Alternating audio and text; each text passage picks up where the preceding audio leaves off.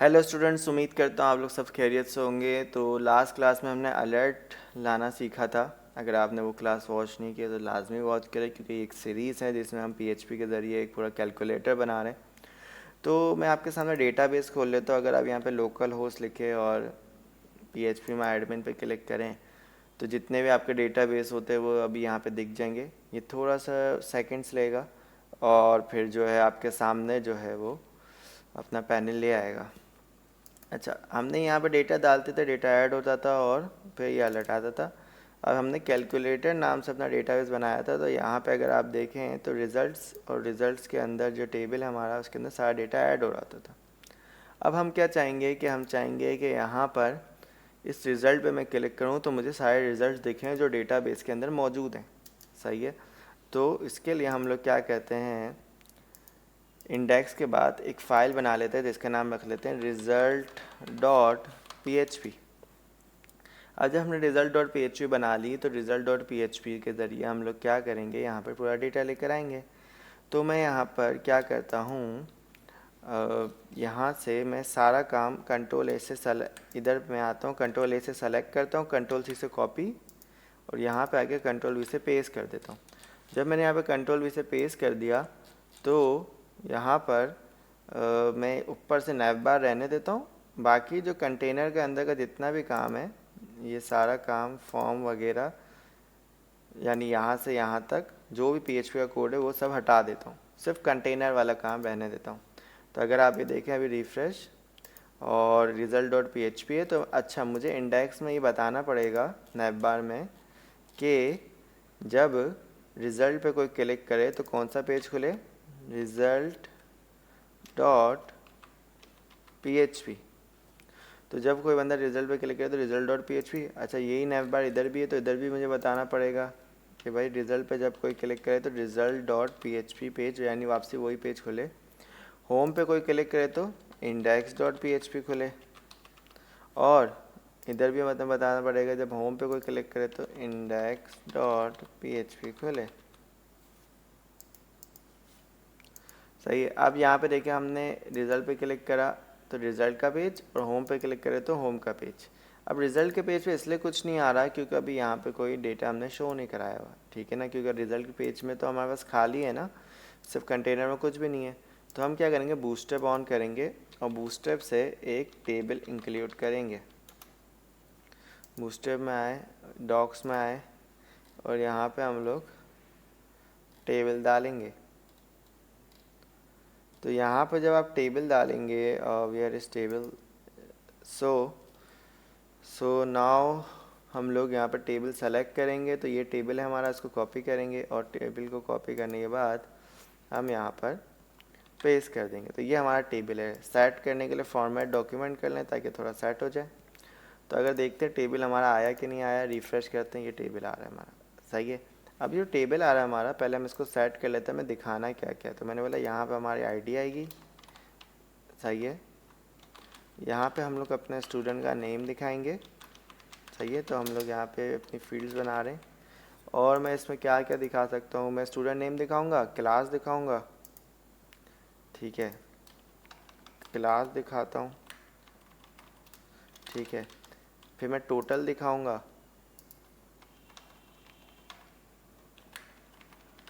Total दिखा देता हूँ। और मैं क्या दिखा सकता हूँ, मैं ऑब्टेन मार्क्स दिखाऊंगा कि कितने इसने हासिल किए, वो हम सारे फार्मूलाज लिखेंगे। मैं यहाँ पे परसेंटेज दिखाऊंगा कि कैसे हम लोग परसेंटेज दिखा सकते हैं।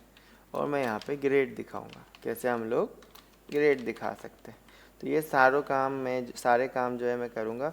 अब मैं यहाँ पे एक दो रो तो मिटा देता हूँ, एक रो में मैं अब सही से डेटा प्रॉपर डाल देता हूँ अपने पास से।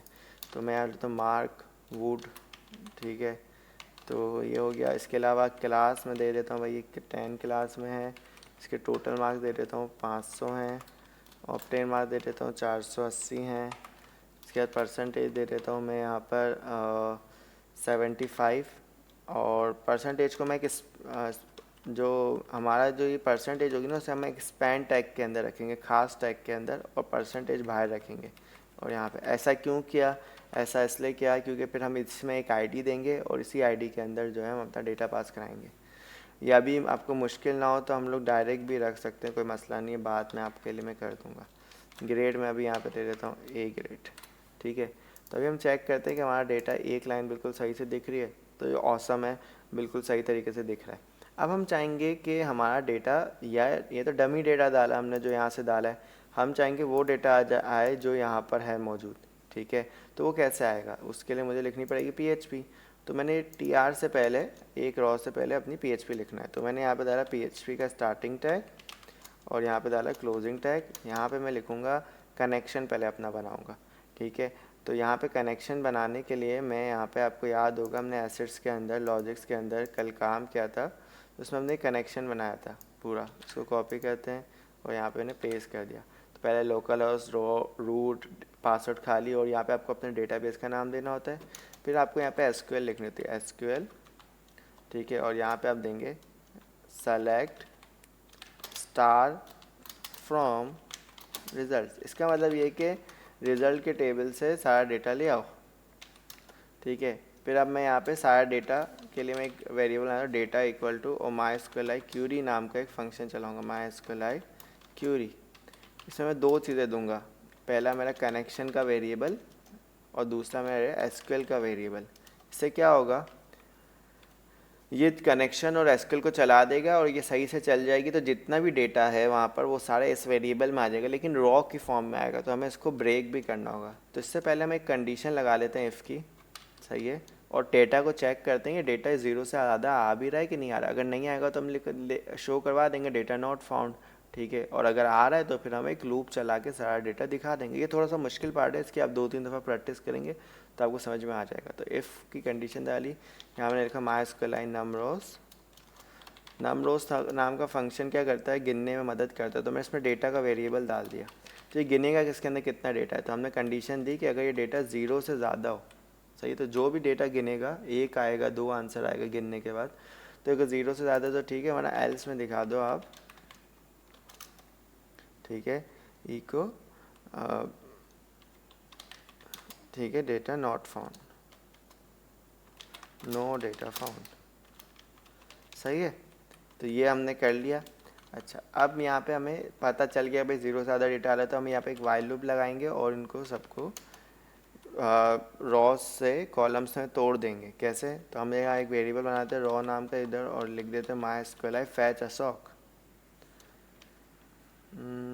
फैच असॉक, और इसमें डेटा का वेरिएबल है, जितना भी डेटा होगा वो रॉ में टूट जाएगा और अब हमारा काम हो जाएगा आसान। अब हम आसानी से इस यहाँ पे PHP को ख़त्म करते हैं और यहाँ से PHP दोबारा स्टार्ट करते हैं। ऐसा क्यों किया, क्योंकि इसके बीच में मैं अपनी ये रॉ जो है ये मैं इजीली डाल पाऊँ, तो उसको मैंने यहाँ उठाया और यहाँ पे पेस्ट कर दिया। अब इससे फ़ायदा क्या होगा, इससे फ़ायदा ये होगा कि ये जो लूप है इस पूरे रॉ पे चलेगा, ठीक है। अब यहाँ पे मुझे अपने सारी कॉलम्स के नाम देने हैं, तो मैं यहाँ पे लूँगा PHP का स्टार्टिंग टैग और यहाँ पे एंडिंग टैग, यहाँ पे लिखूँगा इको, और यहाँ पे मेरा डॉलर रॉ के अंदर सारा डेटा आ रहा है तो रॉ, और यहाँ पे कॉलम का नाम, तो मेरे कॉलम का नाम क्या था, तो मैंने इस वाले कॉलम का नाम, ID वाले कॉलम का नाम था ID। इधर मुझे देना है अपना दूसरा, तो इधर मैं फिर से PHP का स्टार्टिंग टैग और इधर एंडिंग टैग, इधर लूँगा इको। इको से प्रिंट होता है, आपको पता है, चीज़ें दिखती हैं। तो रॉ, यहाँ पे मुझे लेना है अपने स्टूडेंट का नेम, तो हमने यहाँ पे क्या रखा, नेम रखा है वेरिएबल का नाम, तो नेम रखेंगे हम यहाँ पे, ठीक है। हम चेक करते हैं कि इतना भी चल रहा है, तो देखो सबका डेटा आ रहा है, ये वही डेटा आ रहा है जो आ रहा है, ठीक है। अभी यहाँ का डेटा अपडेट इसलिए नहीं हुआ है क्योंकि हमने वहाँ पे वेरिएबल पास नहीं करा है, तो मैं ये वेरिएबल पास कॉपी करके यहाँ पे भी करा देता हूँ और ये टोटल मार्क्स वाले सेक्शन में भी करा देता हूँ। तो यहाँ पे तो मेरे ख्याल से क्लास आएगा और यहाँ पे स्कूल नेम आएगा। अच्छा, हमने स्कूल नेम तो शो ही नहीं करवाया, हमें ज़रूरत नहीं है इसलिए शो नहीं करवा रहे, ठीक है। बस यहाँ क्लास, यहाँ पे टोटल, सही है। तो अभी यहाँ पे देखिए हमारे सामने इस तरह से सारा डेटा आ रहा है। अब देखिए ऑब्टेन परसेंटेज ग्रेड का क्या करें, वो तो यहाँ पे नहीं है मौजूद, तो हम इसको कैसे सॉल्व कर सकते हैं, तो उसके लिए हम बनाएंगे फार्मूलाज। तो यही वाइल लूप के अंदर ही, या हाँ वाइल लूप के अंदर ही आप फार्मूला बनाएंगे। जैसे मैं डॉलर ऑब्टेन नाम से फार्मूला बना लेता हूँ, ऑब्टेन नाम का वेरिएबल बना लेता हूँ, और यहाँ पे मैं सारे वेरिएबल्स को प्लस करूँगा, जैसे डॉलर रो, यहाँ पे मैंने दिया ब्रैकेट, फिर अपना स्क्वायर ब्रैकेट, और यहाँ पे मैंने अपने सब्जेक्ट का नाम दिया। तो मेरे सब्जेक्ट का नाम क्या है, इंग्लिश, तो मैंने यहाँ पे लिखा इंग्लिश, सही है। फिर मैंने यहाँ पे प्लस डाला, ठीक है। तो इस तरह से मैंने सारे वेरिएबल्स अपने कॉपी करे, यहाँ पे पेस्ट पेस्ट पेस्ट, 3 हो गए, 4 और 5 सब्जेक्ट थे मे बी, सही है। अब मुझे बस अपने उसके नाम देने हैं यहाँ पे। इंग्लिश को फिज़िक्स का डेटा भी ले आओ, यहाँ पे फिज़िक्स का डेटा ले आओ, फिज़िक्स। यहाँ पर आप जो है मैथ केमिस्ट्री कंप्यूटर, यहाँ पे मैथ्स का ले आओ, math chemistry computer, math chemistry and computer, okay. और हमने इसको यहाँ पे एंड कर दिया। अब ये डॉलर ऑब्टेन के अंदर सबके वेरिएबल्स आके प्लस हो चुके हैं, तो बस आपको ये वेरिएबल यहाँ पे पास कराना है। तो कैसे, पीएचपी का स्टार्टिंग टैग, एंडिंग टैग, ये शायद गलत लगा रही है, इस तरह से सारा इको, और ऑब्टेन का वेरिएबल तो डॉलर ऑब्टेन। तो अभी आप चेक करें, हमारे पास जो आंसर आएगा वो देखिए आ रहा है, सबके अलग अलग आ रहे हैं, क्योंकि जो यहाँ पे डेटा मौजूद है, यहाँ पे देखो इन सबको जमा करके जो डेटा बन रहा है वो लेके आ रहा है। परसेंटेज में भी हम ऐसा ही करेंगे। तो यहाँ पे हम एक परसेंटेज का भी वेरिएबल बना लेते हैं, dollar percentage equal to dollar obtain multiply by 100 divide by total. तो ये जो हमारा डॉलर रॉ के अंदर सबकी टोटल वैल्यूज़ आती थी, तो टोटल से हमने डिवाइड करा दिया।